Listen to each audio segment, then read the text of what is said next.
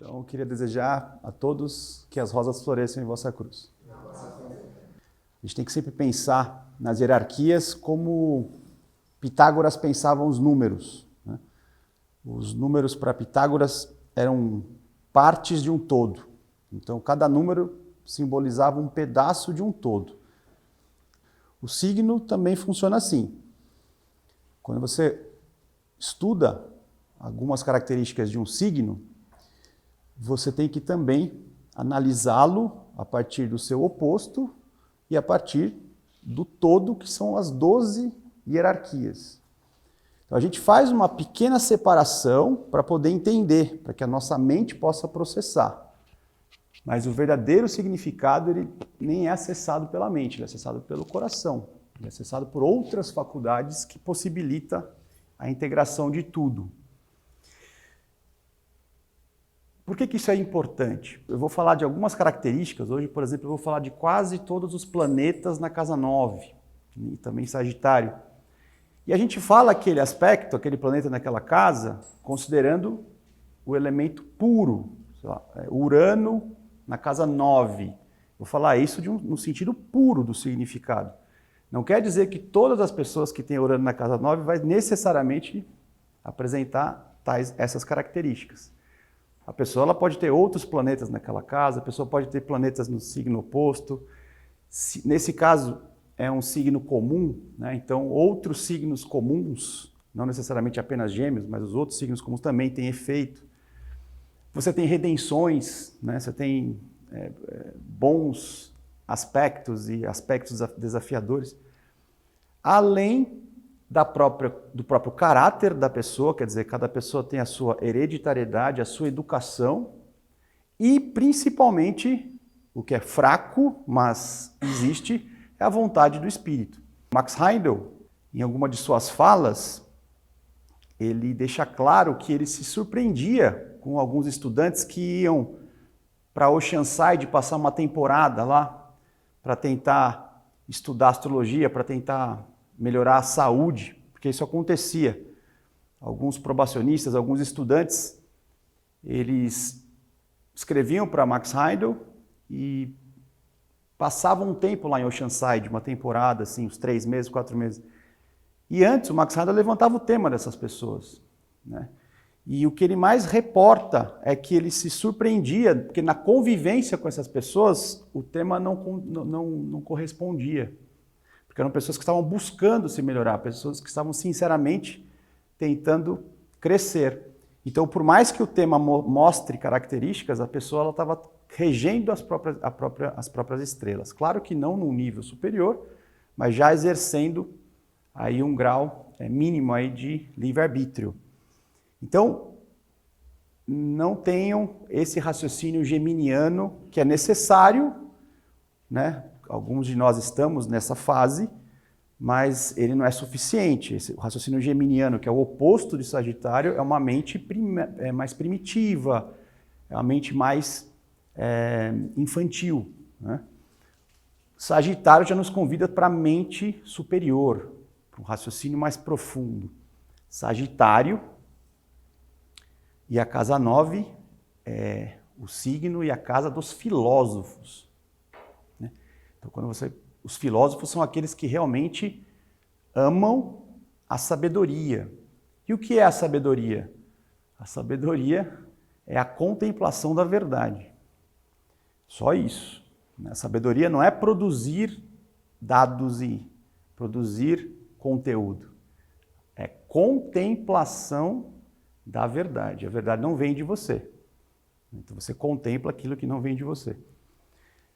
É por isso que todo estudante, né, que trilha a linha do fogo, para ele adentrar no templo, ele tem que estar primeiro pobre, nu e cego, ou seja, sem sabedoria, para poder acessar a verdade que está para além de si.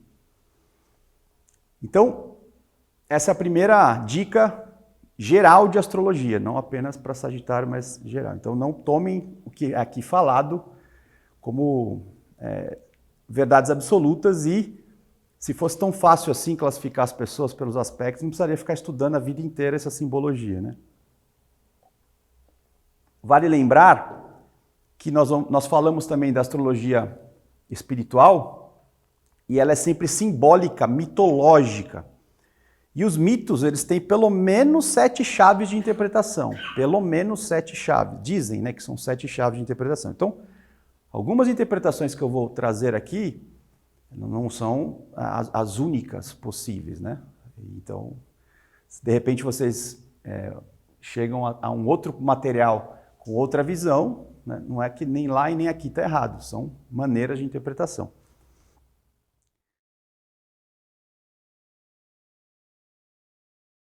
O que quer dizer a palavra Sagitário, né? Que também tem um verbo chamado sagitar. Sagitar é formar flechas. É aquele que forma setas ou flechas. Pode ser também uma lança, né? Mas qualquer objeto que tem uma seta, né? E direciona para um alvo, né? Por isso é associado ao arqueiro, né? Arco e flecha, né? E o Sagitário, esse arqueiro, não precisa ser necessariamente, a palavra em si não precisa necessariamente ser um centauro, né? Que é um arqueiro com metade do corpo animal. Ele pode ser um ser humano, sei lá, Robin Hood, por exemplo. Ele era um idealista, ele tinha um ideal e ele vivia querendo mudar o mundo, roubando dos ricos para dar para os pobres. Era um idealista. O sagitariano, ele é um idealista por natureza, né? E tem um objetivo de alcançar esse ideal. Então, por isso o Robin Hood ele é um arqueiro, né? Representa bastante a ideia de Sagitário. Mas quando você entra no campo do zodíaco, necessariamente esse arqueiro tem que ter metade do corpo animal. Por quê? Porque Sagitário é o início da última fase do desenvolvimento espiritual do homem. É o início da última fase. A primeira fase começa em Áries, a segunda fase começa em Leão e a última fase começa em Sagitário. O que esses signos iniciais têm em comum? Pegaram? Áries, Leão e Sagitário. O que eles têm em comum? São signos de fogo. Todo signo de fogo marca o início de algo. Quando você acende um fogo, o fogo vai para que lado? Para que direção? Para que lado o fogo aponta? A seta do fogo vai para onde? Vai para o lado, vai para baixo ou vai para cima? Ele vai para cima. Isso é importante. Se você começar qualquer coisa por outro elemento, você não avança espiritualmente.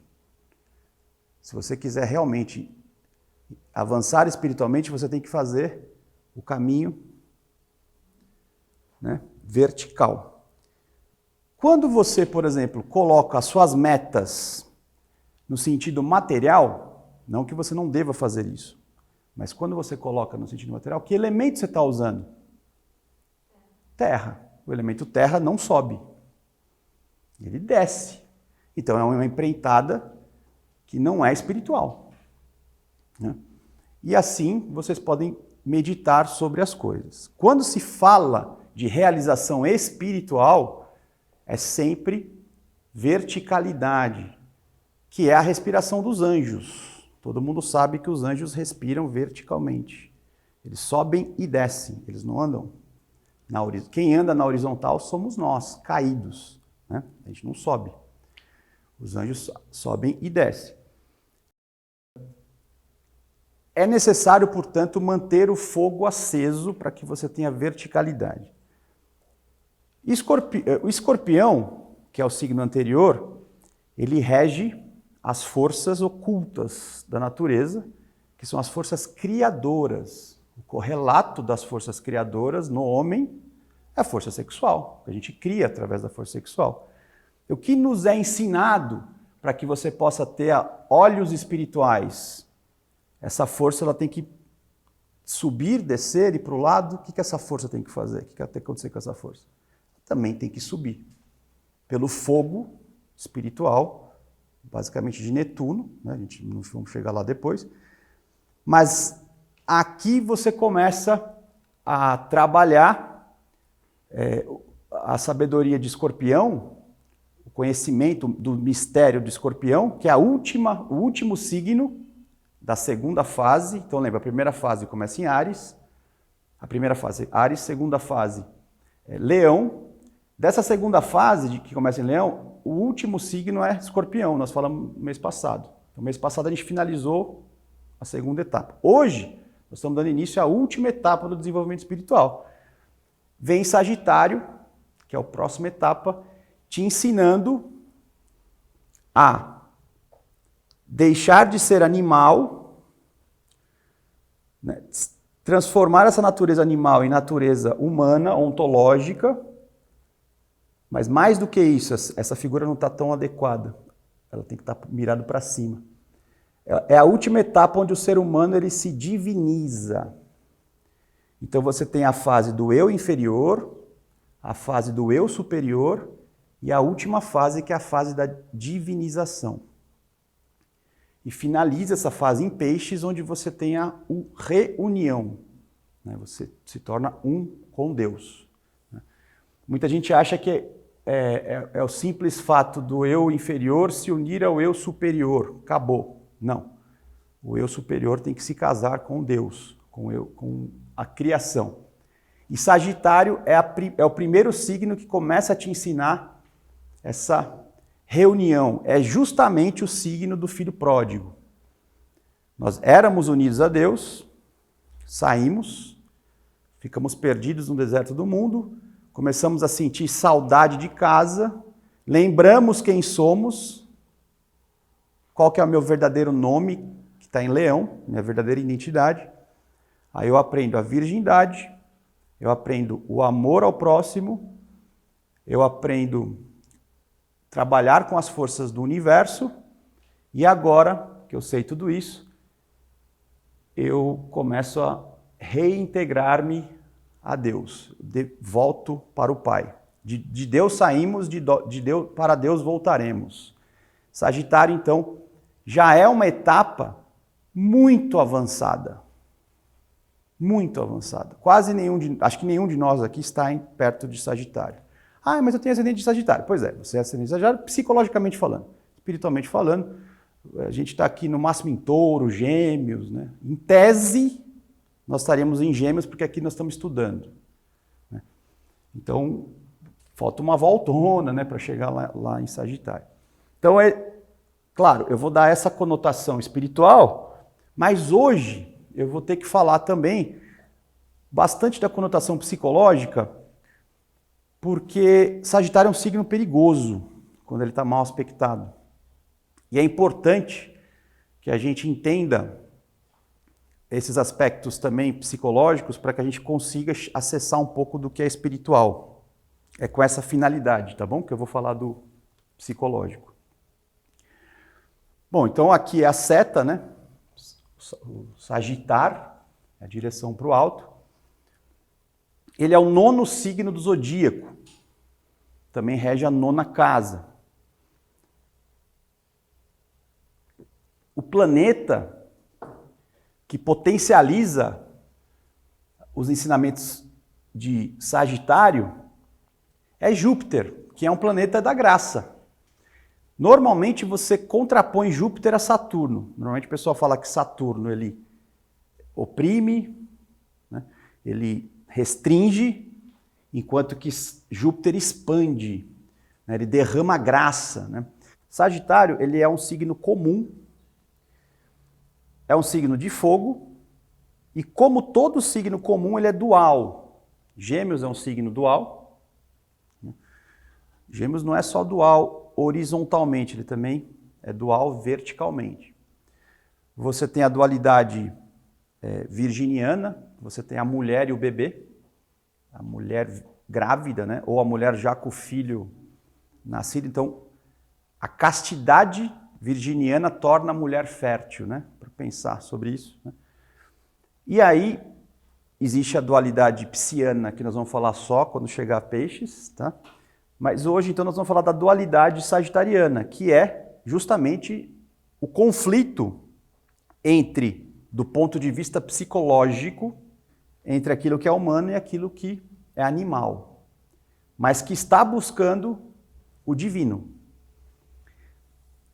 Hoje, a psicologia moderna, com exceção da psicologia junguiana e com exceção da psicologia da logoterapia, que é a psicologia do Viktor Frankl, com exceção dessas duas, todas as outras concebem o ser humano numa direção ou de ser permissivo com a sua animalidade, né?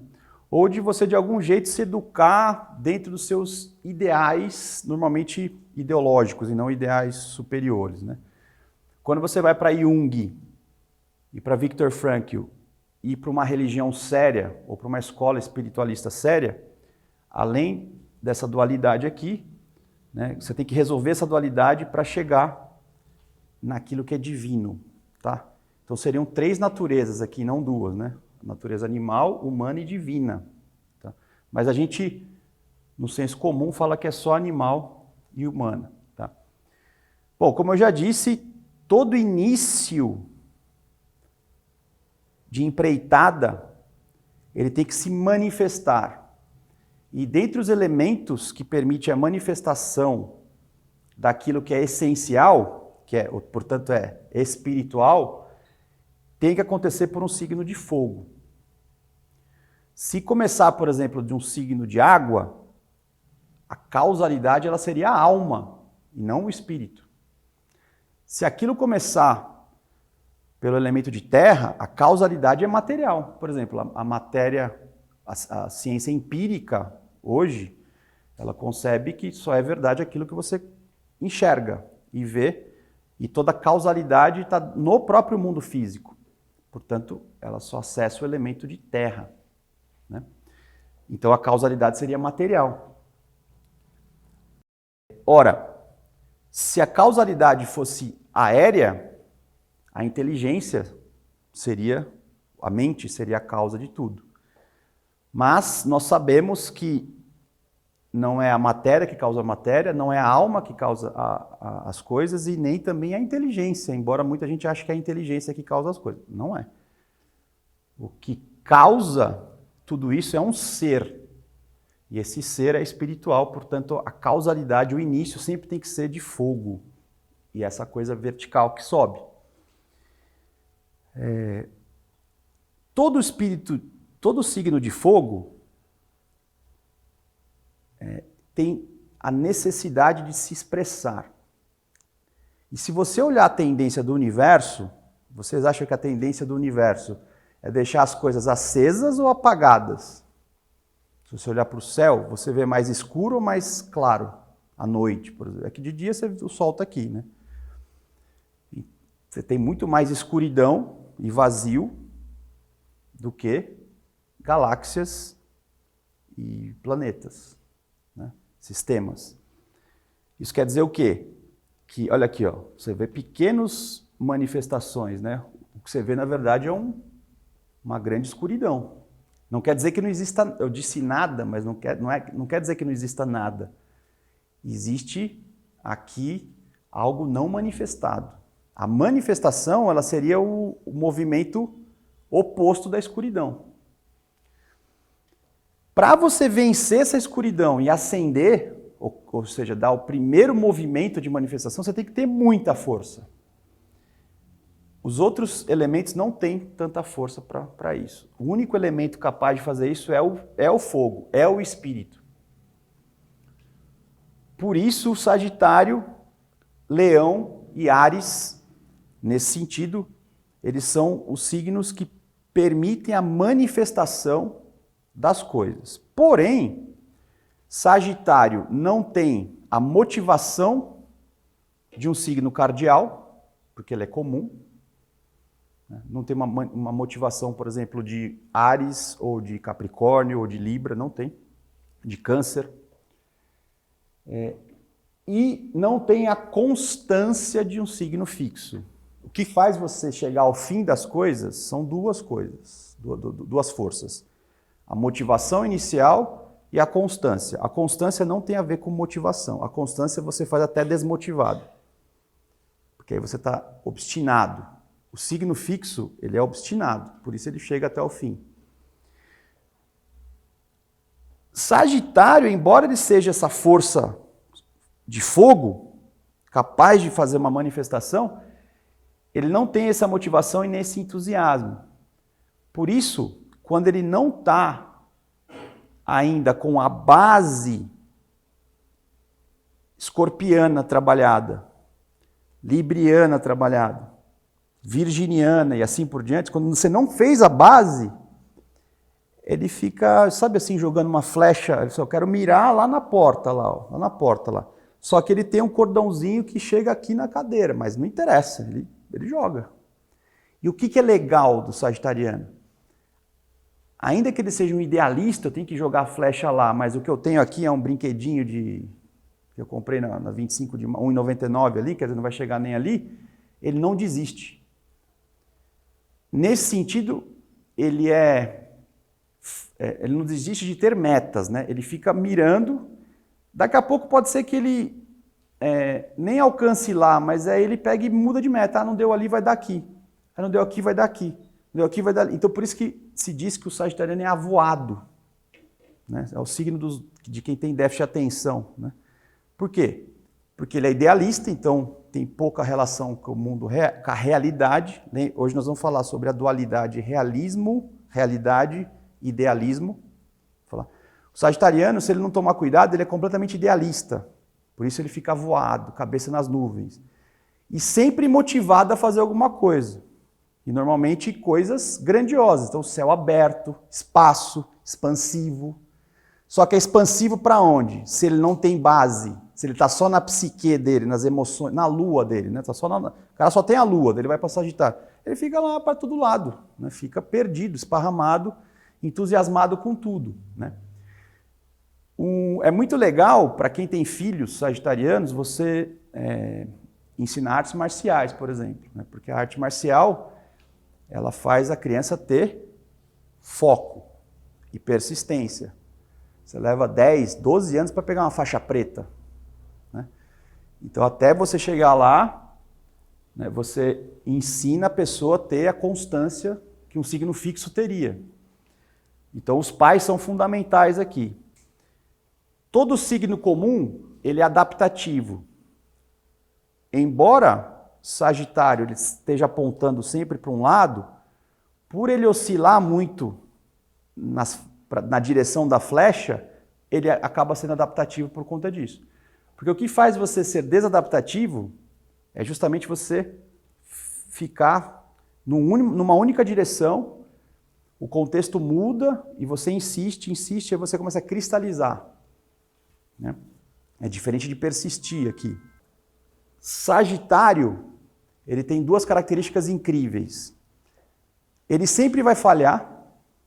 Por que ele sempre vai falhar? Não é porque ele não é bom. É porque ele mira o alto. Ele mira Deus. Por isso que Capricórnio é importante, né, que é o próximo signo. Chega para ele e fala assim, é legal o que você está fazendo, mas e você andou. Você estava aqui, você foi até a cadeira. Não, mas eu queria chegar na porta. Não, espera lá. O copo está... Nesse sentido, o Capricórnio ajuda o cara a ser otimista, né? Só que não precisa, na verdade, porque o sagitariano ele não deprime, isso que é legal. Ele não chega nunca nos objetivos dele, mas não deprime, ele continua. É difícil você ver um sagitariano deprimido, é feliz, né? Chega até a ser ingênuo. Por quê? Porque é idealista demais. E às vezes, por ser idealista demais, ele perde um pouco o senso da realidade. Então, o Sagitário é o signo dos sonhadores. Sagitário é o signo dos idealistas. É fundamental você sonhar grande. Se você está numa fraternidade Rosa Cruz, você sonha grande. Porque se você já entendeu essa filosofia, você está querendo construir um corpo que não morre. É pretensão. É sonhar alto. Né? Você está querendo fazer isso. Então, esse ideal é sagitariano. Só que, lembre-se, esse é um pedaço de um todo. O resto do todo você tem que considerar. Peraí, para eu transformar um corpo, né, alma, um corpo que não morre, como é que primeiro está a minha relação em casa? Como é que primeiro está a minha relação com meu esposo, com a minha esposa, com a financeira? Então, aí lembra, eu tenho que ter ideal, mas não posso esquecer do todo. Como é que está a lei de causa e efeito, né?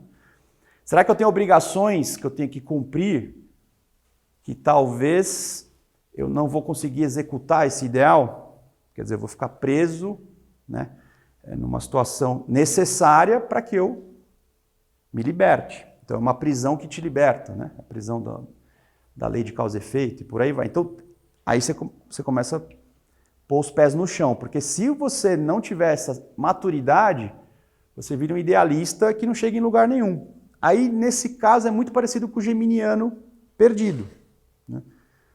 Ah, eu gosto de todas as doutrinas e só tiro o que é bom de todas, né? Então, tá, que bom, né? Então você vive, você não consegue se submeter a nada para além de si, só traz para... Então já começa aqui. Onde é que está o erro desse? Está aqui. O erro é que você só é um explorador, né?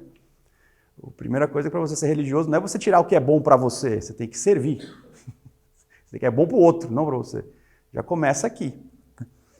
Então, essas são as necessidades que, se você não souber, você vira um idealista perdidão, né?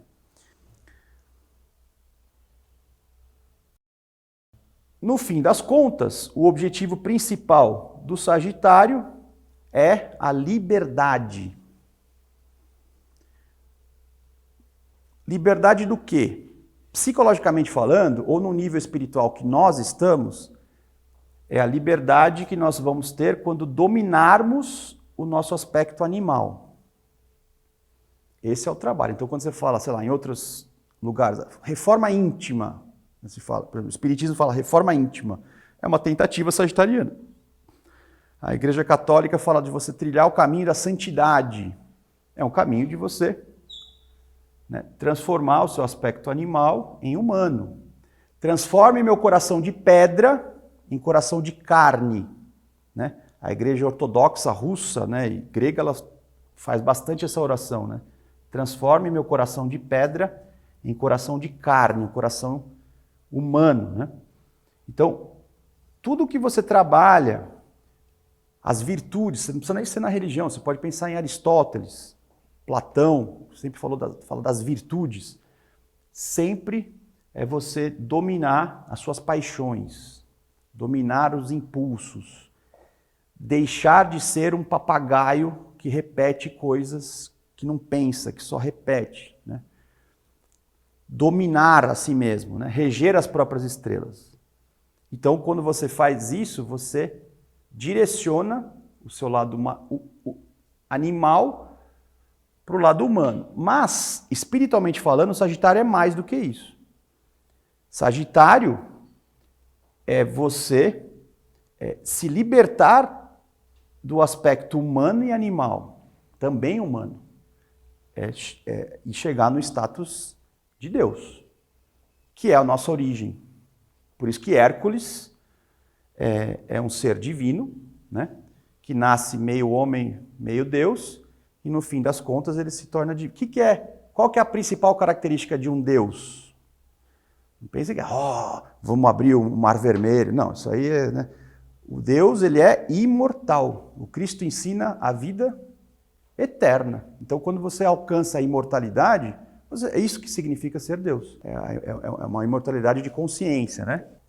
Ninguém vai sair da tumba andando assim, olha só, voltei, né? Isso não vai acontecer, tá? É outra imortalidade. Quais são os assuntos que Sagitário rege? Aspiração.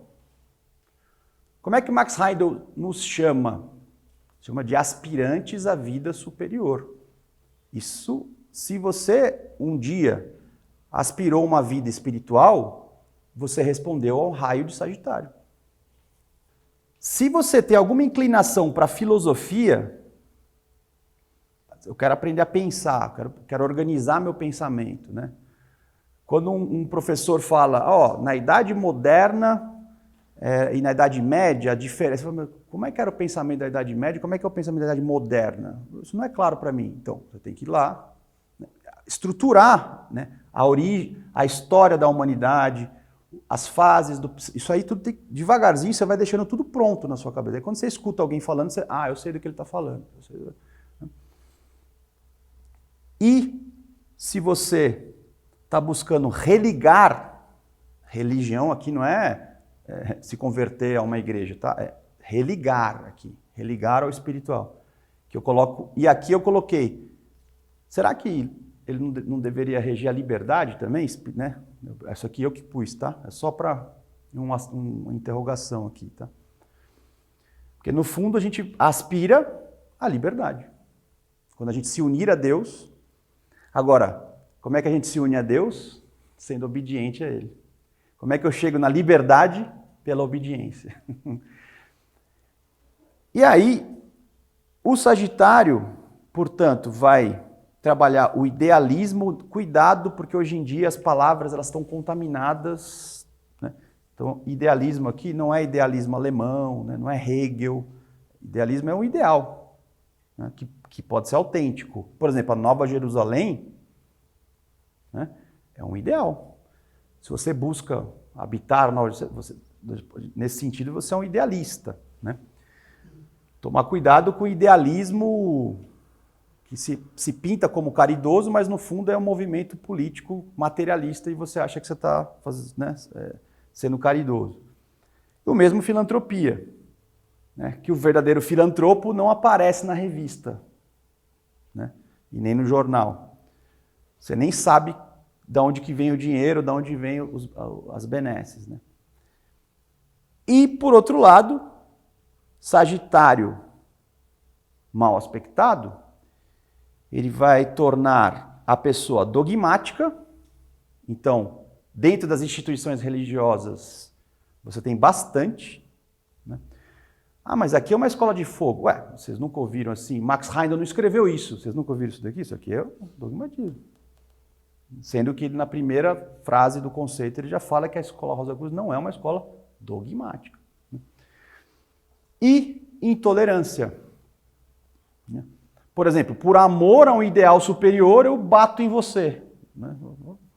Olha só que amoroso que você é. Eu estou amando um... Né? Então, quantas pessoas não realizam maldades em nome de Deus, em nome de uma coisa superior, né? E quais assuntos a Casa 9... Ó, a Casa 9, ela está aqui, ó. É a primeira casa da última etapa, mas ela é a última casa aqui desse quadrante, né, de 3, né? Casa 7, casa 8, casa 9. Aqui a gente começa um signo cardial, que é Capricórnio, depois Aquário e Peixes e a gente finaliza, né? Aí começa de novo, todo ano, começa de novo, ciclo. Então, a casa de Sagitário está aqui, casa 9. Do ponto de vista da Terra, dessa encarnação aqui, a casa 9 rege a sua crença religiosa, tá?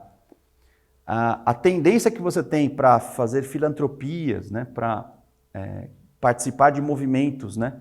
De ajuda, se você quiser fazer isso, é melhor você olhar a sua casa 9 antes de começar a fazer, né? Eu tenho, por exemplo, eu acabei de falar que todo mundo aqui tem o ideal de construir o corpo-alma, em tese. Só que esse ideal da sua casa 9 não é igual ao da minha casa 9. Então você tem que pegar essa ideia e traduzir para a sua casa 9. Como é que para você é esse ideal? Você tem dificuldades ou facilidades para fazer isso? Né? A partir do que está ali. A justiça, as jornadas de longa duração, basicamente é viagens. Por exemplo, uma pessoa que tem lua na casa 9 é uma pessoa que você conheceu porque ela estava aqui numa brasileira, porque ela veio visitar os pais, mas ela já mora no Canadá há 3 anos, ela veio visitar os pais, mas ela já foi agora para o Oriente Médio, depois ela mudou para o Japão, quer dizer, é um viajante que não para, né? Viagens longas, a pessoa lá fica 5 anos, 10 anos, a pessoa que fica, não tem uma residência fixa. Uma lua de casa 9 tem essa tendência. Claro que se você nasceu no interior, a sua mãe morria de medo de ir para a esquina e você tem lua de casa 9, você não vai ser um viajante, né? A não ser que você acessou essa lua, explorou isso. Qual seria o desafio? Seria ele realizar essas jornadas grandes, não mais externamente, mas internamente. Que jornadas, que caminhos ele tem que fazer interno para se encontrar? né? Por exemplo, a pessoa com Lua de casa 9, em conjunção com Netuno. Netuno de casa 9. Então, é uma pessoa, pensa, a casa dos ideais, casa 9. Netuno é a casa do suprafísico, né? Então a pessoa vai ficar vendo situações espirituais como ideais. Se tiver uma conjunção lunar, ela vai ter uma fecundidade, um emocionalismo junto com um ideal espiritual. Só que isso vai ser tão vacilante que quando a pessoa atinge um objetivo, ela fala, não, mas não está bom. Porque agora tem um outro ideal espiritual. Ela está sempre insatisfeita. Por quê? O desafio dessa pessoa é encontrar a casa espiritual dela. Se você conseguir fazer as viagens de autodescoberta, porque com a queda, nós jogamos a luz para fora. Júpiter, Sagitário, para fora, ele expande para fora. Qual é o trabalho espiritual? Não importa a religião e escola. É expandir para dentro. Então, a autodescoberta é uma expansão interior. Essa é a grande dificuldade de um sagitariano, né? De trazer para dentro esse entusiasmo de fazer as coisas para fora. Se ele trouxer para dentro, ele... Portanto, qual é o melhor planeta para se ter na casa 9? E qual é, portanto, e esse planeta também é o melhor lugar que ele pode estar. Então, assim, se a pessoa tem esse planeta na casa 9, por exemplo, Mercúrio, o melhor lugar para ele ficar é em Virgem. Qual é o melhor planeta para se ter na casa 9? Saturno. Ninguém pensa nisso, né? Eu quero expandir que nem um louco, porque eu sou de fogo, né? Eu não tenho objetivo, eu miro para todo lado, sou idealista. Quem que eu preciso? Eu preciso de uma estrutura. Vem cá, meu filho. O caminho é por ali, ó, senão vai dar ruim. Saturno, o mestre. Obviamente que o Saturno em bom aspecto, porque em mau aspecto, aí, essas viagens aqui, elas serão terríveis. É verdade. Né? Aí um Saturno mal aspectado de casa 9, né, pode ter adversidades, né, e sofrimentos em viagens longas, ou sofrimentos no caminho de autodescoberta. Isso sempre vai existir, né? O Saturno bem aspectado na casa 9, ele orienta Sagitário. Ele dá orientação. É melhor do que Júpiter. Agora, qual o melhor planeta para fazer aspecto com Saturno em Sagitário de casa... E de preferência que seja um ariano aqui, né? Ou tem uma interceptação aqui para ter na casa 9 Sagitário. Então, se você tiver na casa 9 Sagitário e Saturno aqui em bom aspecto, melhor lugar para ter Saturno. Melhor lugar para ter Saturno. Agora, esse Saturno aqui, se ele fizer um trígono com outro planeta na casa 5, que é a casa de Leão, você tem um pai espiritual se isso acontecer. Que é, na verdade, a real função de Sagitário. Porque você sabe, na mitologia grega, como é que Sagitário se chamava? Quiron. Quiron não é os cometinhos aí que o pessoal fala. Quiron é Sagitário. Quiron era um centauro que sacrificou a sua eternidade para que alguém voltasse a viver. Já ouviram essa história? Que alguém se sacrifica para alguém voltar a viver? Né? E por ele ter feito esse sacrifício, eu já vou falar essa mitologia, Zeus pegou esse Sagitário e fez dela uma constelação que se chama Sagitário. Né? Mas aí pegaram o nome do Quiron e deram aí para um cometa aí que tem uma órbita aí em volta aí de algum lugar. Mas a real origem de Quiron é o centauro com uma flecha. Essa é arquetipicamente. Então, se você tiver Júpiter em Leão, bem aspectado, portanto um trígono com Saturno de casa 9, você tem a maior possibilidade de você alcançar sabedoria e orientar. Então, o que seria um líder espiritual autêntico? Um líder espiritual profundo, filósofo, que ensina. Quiron, na mitologia, era um centauro, mas ele orientava os deuses. Ele orientou os grandes heróis. Ele que foi o pai espiritual de Hércules. O Hércules fez os 12 trabalhos porque o centauro orientou. Por isso que Sagitário é a sabedoria, né? Sagitário é quem sabe pensar, é a mente superior. Então, Júpiter expandindo o eu verdadeiro, o amor do coração, naquele que aprende a contemplar a verdade, né, com metodologia saturnina, esse Saturno dá a experiência paterna, né, a direção correta da divinização e o amor, né, expandido na casa 5. Esse é o melhor aspecto para você ser um líder espiritual, né? Quem que nasce com essa graça tem que... Se alguém for palestrante aqui, a gente tem que levantar o tema. Se não tiver esse aspecto, não vai poder ser palestrante. Na filosofia Rosa Cruz, a hierarquia de Sagitário é conhecida como os senhores da mente. Aqueles que nos ensinam a trabalhar com os arquês, os arquétipos, o princípio. Se você quiser espiritualizar a sua mente, musicalmente falando, escolha músicas clássicas de autores decentes, né? Que esteja na nota musical Fá maior. E se você gostar, procure estudar ou ouvir melodias. A mente superior desenvolve por meio da melodia. Harmonia e ritmo, a música ela tem 3 atributos, né? Harmonia, ritmo e melodia. Harmonia e ritmo é para você espiritualizar suas emoções, músicas harmônicas, né? E músicas rítmicas é o movimento, né? É o ritmo. O ritmo para você ter a repetição do corpo vital são músicas mais rítmicas. A música rítmica que não tem harmonia e nem melodia, ela desperta o sensualismo. Ela desperta a natureza inferior, por exemplo, do animal, né?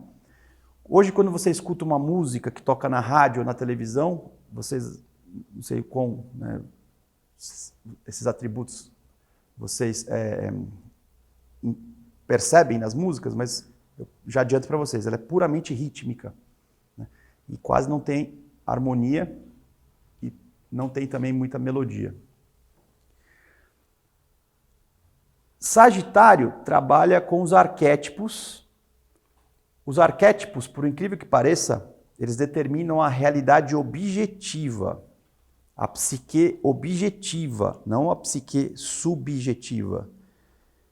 Onde está a psique objetiva, segundo Jung, no inconsciente coletivo? Por exemplo, o Hércules é um arquétipo do herói, que todo mundo tem que ser Hércules.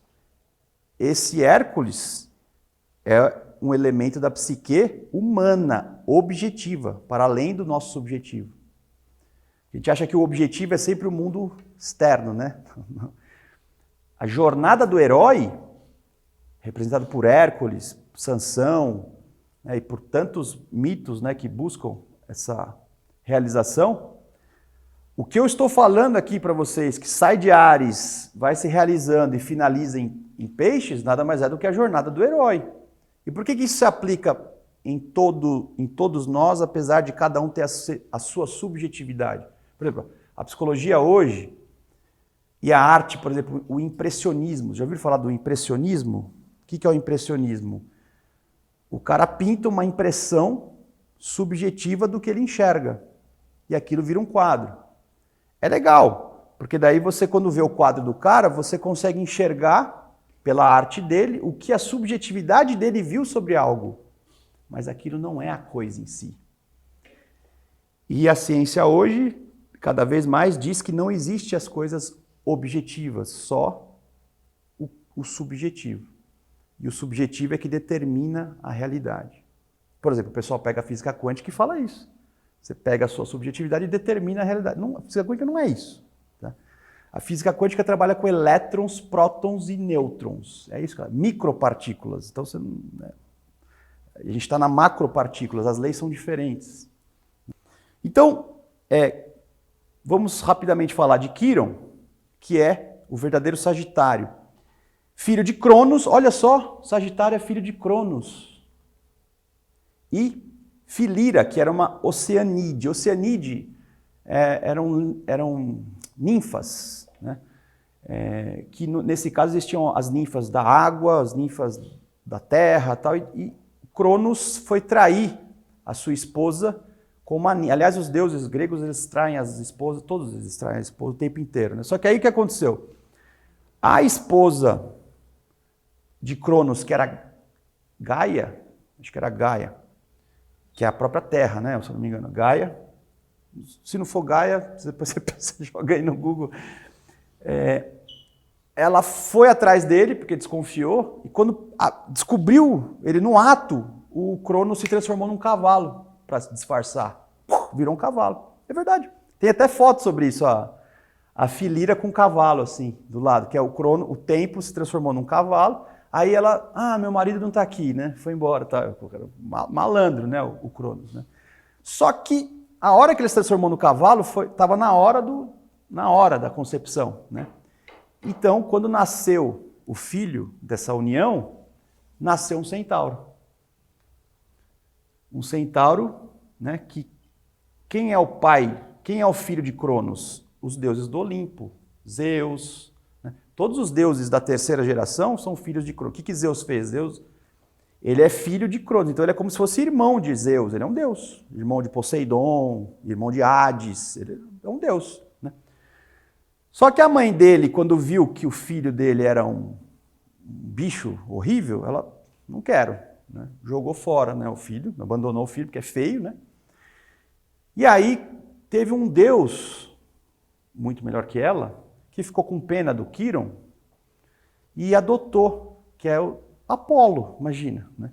Aí o Apolo pegou o Quiron e ensinou ele música, medicina, arte, filosofia. Então ele foi educado pelo deus Apolo, Quiron. Então Quiron ficou o ser mais sábio que existia, né? Até o próprio Zeus não, né? Porque o Zeus é o deus supremo, mas os próprios deuses, quando queriam saber alguma coisa, eles iam consultar esse centauro. E isso tem um contraponto, porque os centauros, de modo geral, eles eram seres dados à paixão. Enchiam a lata, ficavam... não podia ver uma mulher e ninfas, ficava aterrorizando. Esse centauro aqui, não. Era um centauro que, embora fosse animal, ele era divino já. Inteligentíssimo, educado pelos próprios deuses. Então aqui já tem um contraste dos tipos, que já tem um ensinamento. Existe o centauro animal, que somos nós, né? A natureza inferior, e o centauro já regido pela natureza superior. Então aqui já está a própria simbologia do centauro. Lembrando que os centauros comuns, eles não eram filhos de Cronos e da Filira, eram filhos de outros seres mais inferiores. Quer dizer que esse Quiron, esse ser, tem origem divina, os outros não. Aqui já fica uma dica. Em tese não, o mito é sobre você. Então aqui está dizendo que você tem essa origem divina, você não tem origem animal, passional. A sua origem é divina. Se você fosse o centauro passional, você não tinha que fazer o trabalho de se divinizar. Você tinha que ser animal mesmo. Mas no caso aqui, a lição é essa. E diferente dos demais centauros, ele era sábio, filósofo e instrutor de heróis. Então ele instrutou Aquiles, ele instruiu Ajax, ele instruiu o próprio Hércules. Bom, o que aconteceu foi que teve uma tarefa lá de Hércules que os centauros que estavam guerreando fugiram de Hércules e eles foram se pedir ajuda para o Quirón. E o Quirón era amigo do Hércules. Só que o que aconteceu? O Hércules estava atirando flechas e as flechas elas tinham o veneno da hidra, essas flechas. E aí ele viu o Quirón lá no meio, para ele não diferenciou, é tudo centauro. Então ele mandou flecha e uma flecha pegou no joelho, é na coxa, né? Na verdade é na coxa, porque Sagitário rege a coxa, o fêmur, né? Então levou uma flechada na coxa e mesmo ele sendo Deus, não Deus, né? Um Deus, a flecha, o veneno da hidra gerou uma ferida que não cicatrizava e as dores eram terríveis.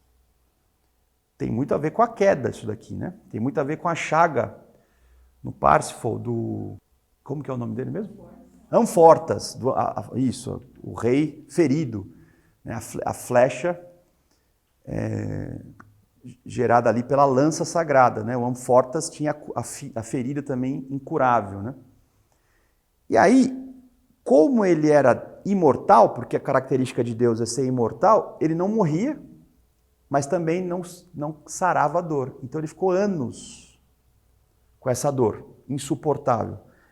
O Hércules acabou os 12 trabalhos, só que durante a 11ª tarefa, ele encontrou Prometeu, que nós estudamos em Escorpião. Então, olha só que interessante. Depois de Escorpião, a gente chega em Sagitário, né? Então, o Hércules, em Sagitário, ele encontra o Escorpião, né? Que é a águia comendo o fígado do Prometeu preso, encarnado na matéria, né? E ele se compadece do Prometeu, dá um peteleco na águia, a águia vai embora, mas ele fica acorrentado. E aí, quando ele termina as 12 tarefas, ele se transforma em imortal, ele vai falar com o pai dele, os Zeus. Ele fala, pai, vou deixar o Prometeu lá? Que negócio é esse? Aí o Zeus falou, ele roubou o fogo da sabedoria e deu para os homens, né? Só que o Hércules provou que o homem é capaz de se divinizar. Então, o que o Prometeu fez foi uma aposta que é possível ser boa.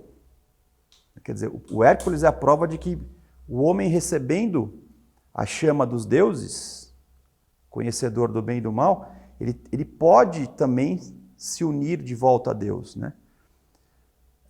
Claro que isso é possível. Se vai acontecer, não sabemos, né? Mas o mito diz que é possível. Toma cuidado com o tempo aqui. E aí, então o Zeus já ficou, tá, legal. Só que tem a lei, né, filho?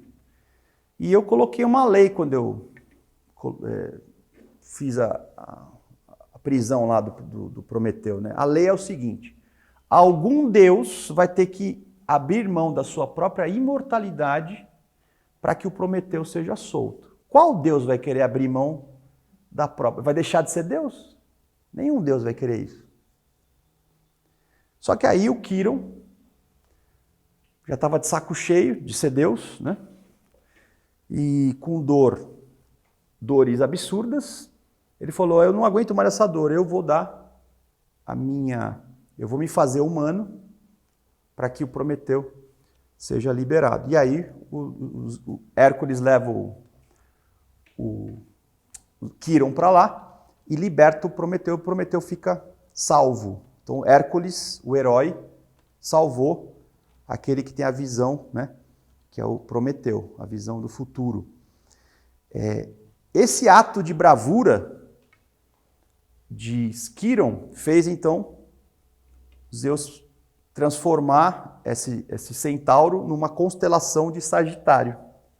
Então essa é na mitologia a origem de Sagitário. Sagitário, na verdade, é Quirón centauro, né? E como eu já disse, acho que tu não estava filmando, né? Hoje em dia o pessoal, quando fala em Quirón, pensa num meteoro que fica girando ali em torno de algum lugar. Mas a origem real de Quirón é Sagitário. Tá? É o centauro apontando para cima. Muito bem. vocês depois têm que refletir sobre esse sacrifício que ele fez para deixar de ser homem, para que o Prometeu saísse da prisão da matéria, né? E nós temos entre os apóstolos São Filipe, né?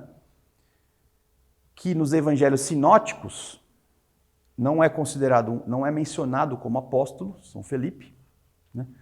Só que no evangelho de João, logo de cara, o Filipe é apresentado como um dos apóstolos, não só um dos apóstolos importantes, como aquele que levou Natanael ou Bartolomeu para conhecer o Cristo, aquele que na multiplicação dos pães e peixes perguntou, o Cristo pergunta para Filipe, quanto que a gente precisa para alimentar essa multidão toda? Ele, 10 denários, 20 denários, não é isso daí, é outra, né? É outra cálculo que você tem que fazer. Olha só, trabalhando a mente superior e a mente inferior, né?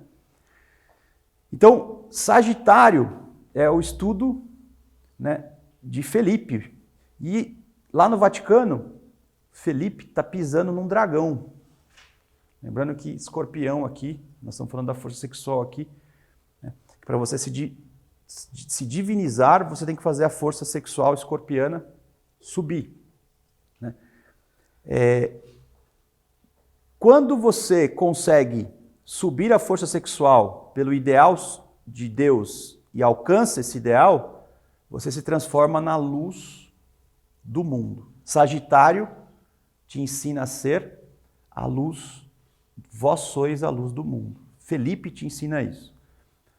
Por que ele é representado pisando num dragão? Porque existe uma história, quando ele foi para a Ásia Menor, existia lá os deuses gnósticos, lá, pagãos, né? E eles obrigaram Felipe a adorar aquele Deus. Ele falou que não. Diz a lenda que saiu um dragão, a lenda, né? Um dragão, e o Felipe conseguiu exorcizar o dragão em nome de Cristo. Eu tenho certeza que isso é uma história simbólica, né? Eu acho que até a astrologia você entende o que é matar o dragão, né? E superar o dragão, né? Mas há quem acredita que isso é literal, há quem acredite que isso é literal. De qualquer modo, então, ele barganhou, né, com a sua inteligência. Ele falou o seguinte, para eu matar esse dragão aqui, vocês vão ter que substituir os deuses pagãos e colocar uma cruz aqui. Aí o pessoal, esse dragão estava enchendo o saco lá e tal, falou, beleza. Daí ele pegou e exorcizou o dragão e colocaram uma cruz no lugar. Aí todo mundo se converteu ao cristianismo. Ele usou a mente superior, né? E aí, obviamente, que apesar disso, depois de um tempo, pegaram ele e crucificaram ele de cabeça para baixo, igual São Pedro. Então, São Felipe também morreu crucificado de cabeça para baixo. Só que lá na Ásia Menor, os restos mortais dele estão numa casinha lá, tudo caído dos pedaços. Depois vocês procuram na internet, tem lá o lugar lá para visitar. Há quem diga que os apóstolos não entendiam o que o Cristo falava e quem explicava era Felipe. Então, Cristo falava lá em parábolas, tal. Ninguém entendia nada do Felipe. Gente, o que Cristo está falando é o seguinte, por quê? Ele era a mente superior do grupo, né? Era o apóstolo mais inteligente, sem sombra de tudo. Tanto que, no próprio Evangelho de João, quando os gregos queriam falar com Cristo, que os gregos representam o país do intelecto, né? Eles estavam conversando com Felipe. Felipe chega para Cristo e fala, olha, os gregos querem conversar com você. Aí houve um barulho de trovão, né? Aí, vós sois meu filho amado, né? Esse barulho de trovão é a voz de Deus falando. E o ensinamento simbólico que tem disso é que a revelação do Logos não vem, não é pelo intelecto, né? Quando o intelecto quis saber, houve um fenômeno, né, não intelectual, mas por revelação de quem era a verdade e a vida ali, né? Então, existe essa interpretação dessa passagem dentro do Evangelho de João. Então, eu já falei características de aspecto psicológico, que é o aspecto que eu chamo de inferior, não é a natureza inferior apenas, tá? O que eu estou chamando de inferior aqui é também o trabalho do eu superior dominando o inferior, que é a esfera mais psíquica, né? Depois você tem, no finalzinho eu vou falar um pouquinho da esfera superior, que na verdade também já fui falando aqui, que é a astrologia espiritual, dentro daquele caminho que nós estamos fazendo. Então, eu já falei para vocês da conjunção Lua-Netuno, lembram? Então, Saturno de casa 9 é o melhor lugar para você ter Saturno. Já falamos. Falei para vocês de Saturno com trígono em Júpiter de casa 5, Saturno de casa 9 em Sagitário e Júpiter em Leão. E se eu tiver Júpiter de casa 9, a casa que ele rege, como é que seria, ou como é que é mais ou menos o temperamento, ou a mente dessa pessoa? Como é que são essas pessoas?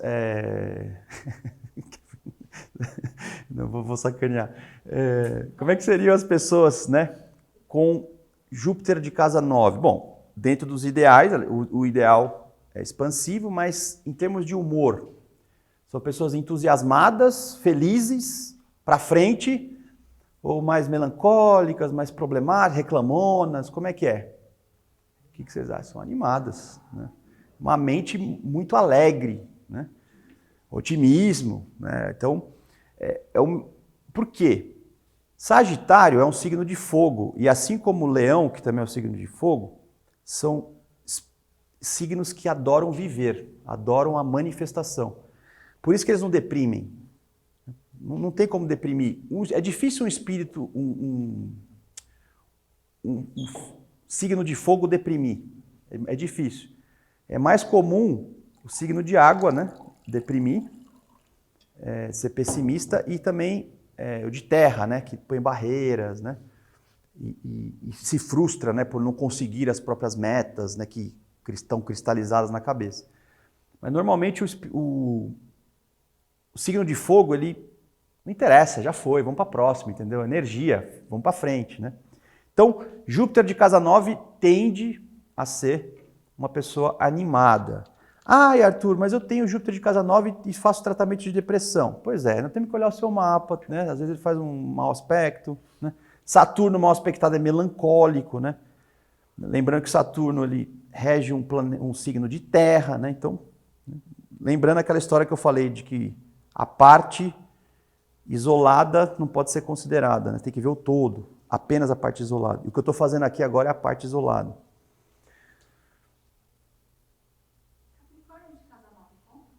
Ajuda, mas nada como Saturno na casa 9, né? Ajuda.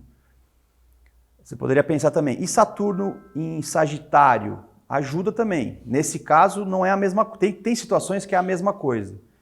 Mas a casa 9, nesse caso, ela é mais importante do que o próprio Sagitário, né? Mas ajuda, né? Qual é o pior planeta para você ter na casa 9? E também, nesse caso, em Sagitário. Nesse caso, não importa a casa, em Sagitário ou na casa 9. É Marte em mau aspecto. Marte em mau aspecto em Sagitário, normalmente você está lidando com um criminoso, pessoa perigosa, né? É fogo com fogo, né? Essa expansão sagitariana, né, de ideais, né, é colocado a adversidade, a agressividade e o egoísmo. Então você expande a agressividade, você expande o egoísmo. Então é uma pessoa perigosa, normalmente. Tem várias formas de perigo. Normalmente, o Max Heindel fala que quem tem Marte na casa 9 em mau aspecto são pessoas que vão para as vias de fato, elas saem na mão, pessoa que usa, inclusive ele fala que usa explosivos, ele usa esse termo, dinamite, ele usa o termo dinamite. Ele tem uma redação do Max Heindel sobre isso daqui. Então, por exemplo, o que é isso? Sei lá, trocar tiro. Né? Vou assaltar alguma coisa com uma arma e sair atirando. É uma pessoa, né? Explosões, fogo, né? É isso daqui. Né? O criminoso maldoso, entendeu? Porque tem o criminoso, né? Não, pelo amor, criminoso é criminoso, tá? Não veio fazer conversinha de, não, é sociedade. Não, numa escola espiritual existe o livre-arbítrio, né? Em outro lugar você pode defender o que você quiser. Escola espiritual existe o livre-arbítrio. E criminoso é criminoso, mas um criminoso com Marte em casa 9 é o criminoso que é malvado, é o criminoso que faz o mal. Você já deve ter escutado situações de crimes que a pessoa fez o outro sofrer mesmo. E por quê? Só porque é maldoso, né? Sadismo. E não é sadismo sexual, não, é sadismo... psicopatia, né? Mas aí o psicopata burro, né, também, né? Porque tem um psicopata mais inteligente. O que é o psicopata burro? É o explosivo, é o impulsivo, né? Por exemplo, uma pessoa de Plutão de casa 9, mal aspectado, aí você já tem um sadismo mais sofisticado, né? Que é uma manipulação, né? Relacionamento abusivo. Mas, basicamente, por exemplo, um religioso que manipula as pessoas explorando elas. Provavelmente vai ter um aspecto aí plutônico, né? Na casa 9 ali, usando o poder religioso para manipular e explorar as pessoas. E Marte em bom aspecto na casa 9? Você acha que é bom? O Marte em bom aspecto, olha só, não sei se o Max Heindel sacaneou quem tem Marte de casa 9, hein? Ou ele está falando... Em mau aspecto ele fala que é criminoso. Em bom aspecto é libertino. Não tem solução Marte na casa 9. Né? Por quê? Porque, segundo essa interpretação, né, a natureza inferior ela vai ser excitada, ainda que em bom aspecto. Né? Então é melhor não ter Marte na casa 9. Se você tiver, você vai ter... Está elevado. Isso. Mais primitivo. Isso. Perfeito. Muito bem lembrado. Marte é um dos planetas mais primitivos e fica elevado na casa 9. Né? Vênus, mal aspectado, também promove muito o lado do cavalo, o lado animal. Então, sexualidade, né? Abuso da força sexual. Né? Mas... em bom aspecto, ele pode ajudar principalmente na devoção. Então, Vênus na casa 9, ele pode dar... É um filho da água mesmo, assim, né? Que é a pessoa que realmente tem grande devoção e fé e busca a arte, né? Quem tem Urano e Netuno na casa 9, normalmente vai ter uma mente... Cuidado com essa palavra hoje em dia, eu vou traduzir ela para ver, né? Porque hoje em dia ela está contaminada. Uma mente progressista, tá? Não é o progressismo político, filosófico moderno. Tá? Progressismo é a pessoa que questiona e vai além do que está estabelecido. Não é mudar a natureza humana para o seu bel, para a sua utopia. Isso aí é outra coisa. Né? Por exemplo, o Sócrates era uma mente progressista. Né? E como é que ele era progressista? Sabendo que nada sabia. É diferente, entendeu? Né? Não é uma construção da cabeça da pessoa. O Netuno tem a mesma função. E Plutão, na casa 9, em bom aspecto, é o melhor planeta para você realmente se divinizar. Porque Plutão, ele alquimiza, regenera. E, em mau aspecto, ele pode se tornar um religioso manipulador. Estamos caminhando para o fim. É que assim, né? O tempo é curto. Bom, para a gente fechar, eu vou falar do aspecto espiritual. Basicamente, Sagitário espiritual é o primeiro signo da reunião com Deus, né? De você voltar com a experiência que você acumulou depois de ter se emancipado. Então é o retorno do filho pródigo. Sagitário te ensina a saber pensar espiritualmente falando. Não é ser intelectual conforme as universidades dizem hoje em dia. Isso não é saber pensar. Você aprende a pensar somente depois de ter dominado a força escorpiana. Se você não dominou o signo de Escorpião, você não sabe pensar. Então, eu vou fazer uma frase aqui, né? Dizem que você só sabe filosofar se você falar grego, alemão. Se você não dominar a força escorpiônica, você está falando alemão, falando árabe, não filosofa, de verdade. Filosofia de verdade, você precisa da força criadora. Por exemplo, por que Platão germinou grande parte da cultura ocidental? Porque ele tinha força criadora. Não é uma tese de doutorado que tem aqui, né? Isso aí você não precisa ser casto, né? O principal símbolo de um sagitariano profundo é o eremita, de um lado. Eu vou explicar por quê. E de outro, é aquele que começa a considerar que a autoridade não vem de si, né? Ou seja, não vem do homem, que até Escorpião, o ser humano estava no seu eu superior, acreditando que ele poderia ser a fonte da própria sabedoria. Em Sagitário, que ele começa a enxergar o divino, ele começa então a ceder lugar para a verdadeira autoridade, que é a autoridade do imperador. Quem é o imperador? Não é quem é poderoso. O imperador é aquele que porta o nome de Deus. Bendito é aquele que vem em nome do Senhor. Esse é bendito, esse é o imperador.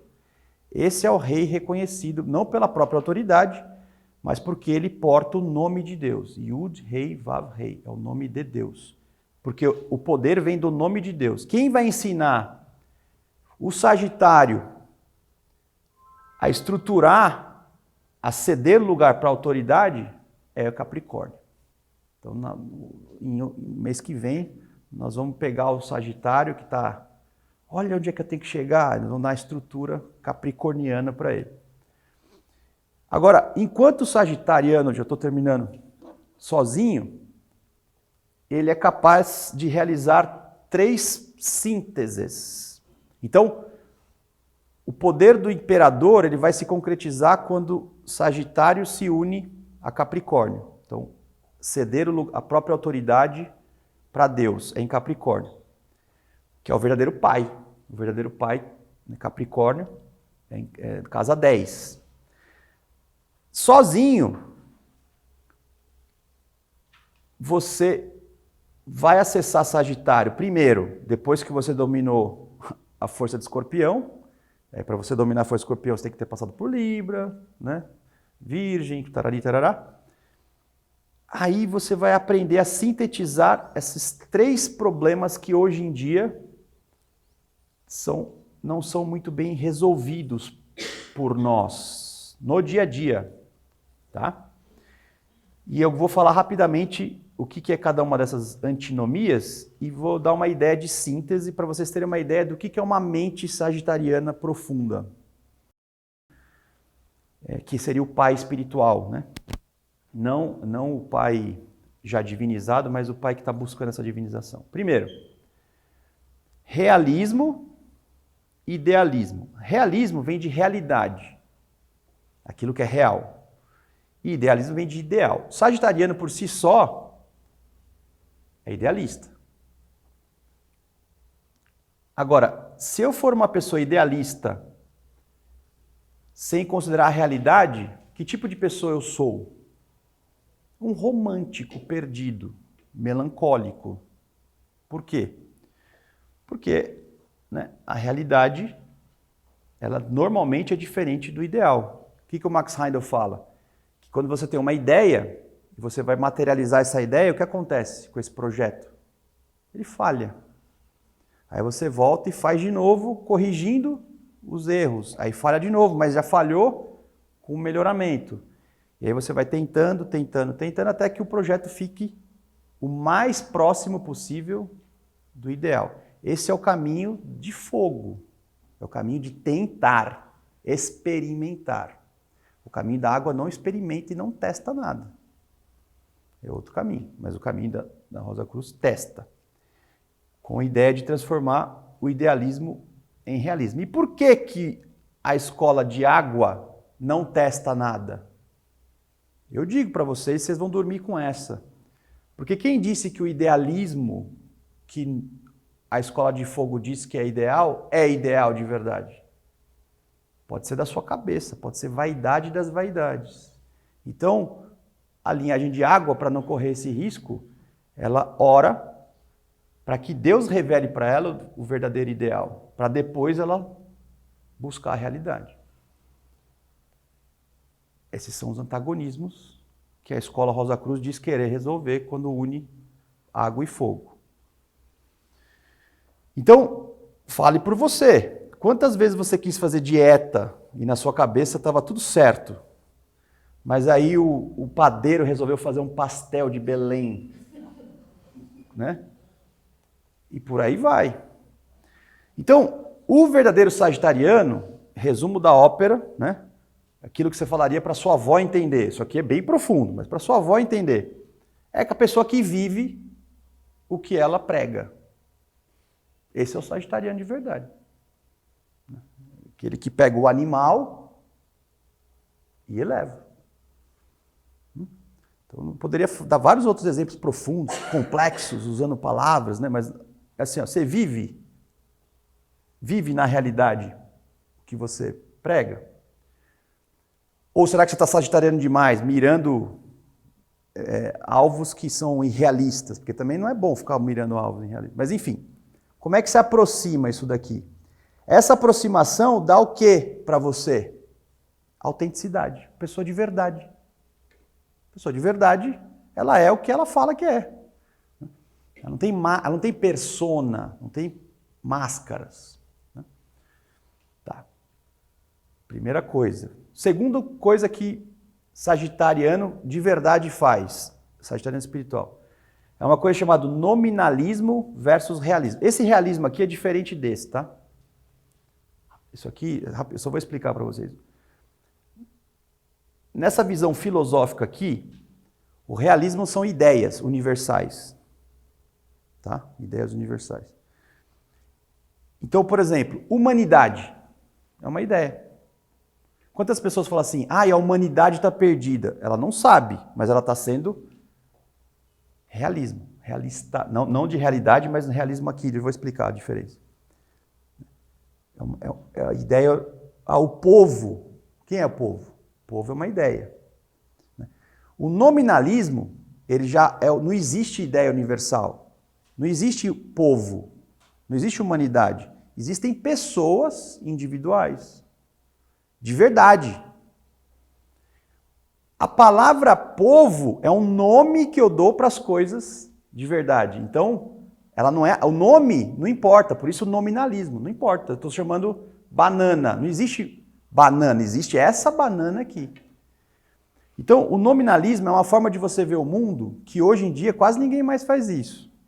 Por exemplo, por que você tem tanta briga política? Se eu ofendo você em nome da minha ideologia, eu estou defendendo a ideia e esquecendo que eu estou ofendendo um ser humano. Por exemplo, eu fiquei assustado quando eu vi... Isso aqui que eu vou falar sempre vai dar problema, mas isso aqui eu não vou editar. Eu vi notícias de pessoas degolando e pondo fogo em crianças no Estado de Israel.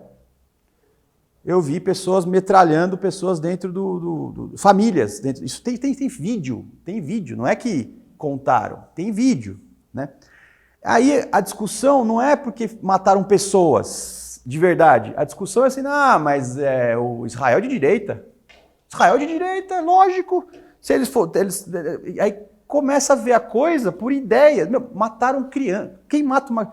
Quando você esquece de ver a pessoa morrendo, acabou. Você já não é um ser humano mais. Não tem como você conversar com uma pessoa. Eu não estou defendendo lado nenhum, eu estou defendendo assim, não se mata pessoas. Entendeu? Não importa o lado que você for. Pessoas são pessoas. Entendeu? Não, mas eu vejo a pessoa sempre por um viés. Então você acredita mais nos viés do que nas pessoas. Você não está apto para amar uma pessoa. Você não é religioso. Você não vai chegar em Deus. Não adianta. Mas eu também sou religioso. A Igreja Católica matava... Sim, a Igreja Católica matava pessoas porque ela... Em determinado momento ela era muito mais realista. E isso vai continuar sendo, porque o problema não é a igreja, o problema é o ser humano. O ser humano é maldoso. Né? Agora, quando você vai conversar com alguém sobre uma catástrofe, e a pessoa, em vez de falar do sofrimento humano e ter compaixão pelas pessoas que morreram, elas colocam um propósito político ou material na frente e justifica, desculpa, aquela pessoa não tem coração. Desculpa. Poderia ser o contrário, poderia ser, não interessa. Aqui, não se mata uma pessoa, não se degola bebês. Entendeu? Você não tem que discutir o lado, você tem que discutir assim, não se degola bebê, meu amigo. Você está brincando? É psicopatia generalizada. Exatamente. Então, isso aqui, gente, é filosofia. Não, isso aqui acontece. Né? Você, às vezes, por uma ideia, não, isso aqui está errado, isso aqui é um perigo na sociedade. Você pode estar fazendo muito mal para uma pessoa. Né? Por exemplo, fundamentalismo religioso. É realismo. Em nome de um fundamento religioso utópico, reacionário. Um reacionário fundamentalista, extremo. Uma pessoa pintou o cabelo de azul, decepa a cabeça porque não pode pintar o cabelo de azul. Em nome de uma ideia de mundo bonitinho, você arrebenta as pessoas. Tá vendo?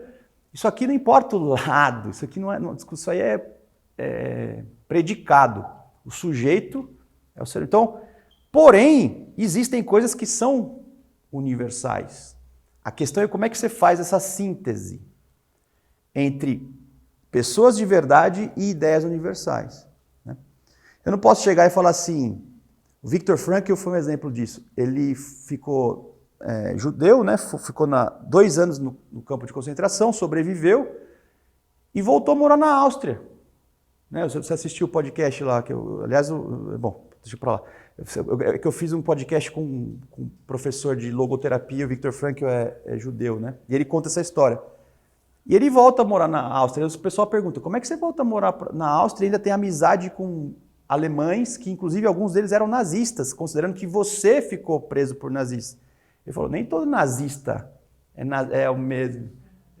Nem toda pessoa é nazista, e ainda que ele fosse, ele era um soldado que estava tendo que obedecer o governo, e se ele não obedecesse, provavelmente ia sofrer represálias. Então, em nome esse cara é nazista, logo, como é que você pode ser amigo dele, tá vendo? E ele não, mas esse ser humano aqui é único, esse ser humano aqui é meu amigo. Né? Percebe? Então, você tem que tomar cuidado. Se as suas ideias fazem você odiar o próximo, não sei. Né? Não julgou. Não julgou. Ele olhou o próximo. Quem é seu próximo? A Maria Madalena lá, não sei se a Maria Madalena entrou lá, limpou o pé dele com a lágrima e com o cabelo. Daí o fariseu, você sabe que tipo de mulher é essa? Prostituta. Daí ele falou, Simão, você não lavou os meus pés quando eu estava aqui. Ela lavou com suas lágrimas. Prostituta, tchau. Isso aqui é a base de um preconceito, tá? Basicamente. E por fim, a síntese entre fé e ciência. Né? Porque quando eu duvido que algo está errado, que é a força motriz da ciência, eu, sem querer querendo, ou por inconsciência, mas necessariamente está presente, eu tenho a fé de que eu vou achar a resposta que ainda não se achou. Não tem como você duvidar sem fé. Por que eu estudo a esquizofrenia? Por que eu questiono como é que o cérebro funciona? Porque eu tenho fé de que estudando o cérebro funciona, você vai achar a cura ou melhora da vida da pessoa com esquizofrenia. Então você duvida com fé. Quando eu paro de ter fé num resultado e fico só duvidando por duvidar, eu viro um religioso. Sabe aquelas pessoas que foi o primeiro cara que eu entrevistei lá, que era ateu, né? Ele não só é ateu, mas é um militante do ateísmo, né? Então, um cara que tira sarro da religião, ele vai contra, né? Aí seria o cientista único, né? Lembrando Dostoiévski no livro Os Demônios, né? Que às vezes é traduzido por possuídos, né? Dostoiévski fala, nenhuma civilização até hoje foi organizada pela lógica e pela ciência. A partir do momento que uma civilização, uma cultura for organizada não mais por valores religiosos devotos, que hoje em dia é pintado por opressão, e no lugar está entrando o quê? No lugar dos valores religiosos, na na Constituição, o que está entrando no lugar dos valores religiosos? Porque não sei se vocês sabem, a Constituição ela é definida por valores culturais religiosos. Né? Por que não pode matar uma pessoa na rua? Você acha que a religião diz não matarás, é baseado na religião. Mas quando você começa a substituir isso por convenções com base na ciência e na lógica, e não mais na devoção, o Dostoiévski dizia que é o início do fim.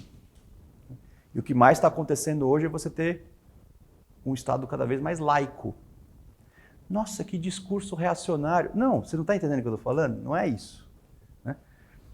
Se você se basear norma de conduta ética na ciência, gente, a razão não dá noção ética. A razão é neutra. A razão é um instrumento. Quem dá ética é o coração. A ciência diz o seguinte, qual que é a diferença de eu matar 2 ou 5 mil?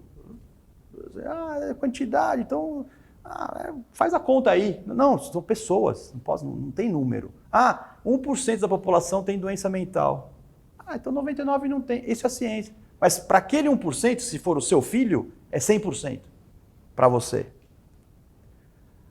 A ética é qualidade, não é quantidade. Então quando você coloca a ciência para determinar moral, você está saindo do aspecto qualitativo e está dando comparações quantitativas, você dessensibiliza. E está acontecendo isso. Em nome de um mundo livre, não opressor, nós estamos acabando com o coração humano. Então, esse tipo de coisa a gente fala, e o que vocês acham que vai ser as reações, né, das pessoas politizadas que são iluminadas, né? Então, mas nós temos que falar, temos que posicionar. Não porque nós somos contra, é porque nós estamos falando do que é verdade, né? Espiritualmente falando. E aí, por fim, não vai ser para hoje, mas o Sagitário, fazendo então subir, né, a força de Escorpião, ele vai aprender a trabalhar com aquele caminho que eu falei na semana passada, né, no mês passado. A causa é o espírito, que gera uma força psíquica, que gera uma energia e que muda a matéria. Quando eu aprendo a me divinizar, eu começo a realizar os milagres, a mudança em tudo isso daqui. Então o Cristo, ele fazia os milagres porque ele operava daqui para baixo. A ciência quer resolver os problemas sempre daqui para cima, né? E está parada aqui. Que energia é essa que a ciência já domina? A energia atômica, né? Nuclear. Então, até aqui já existe evidência científica. Daqui para cima não tem evidência, mas vai chegar um momento que talvez tenha. Tá? Aqui os ocultistas já trabalham. E Sagitário te ensina a chegar aí. Então, esse é o principal ponto aí.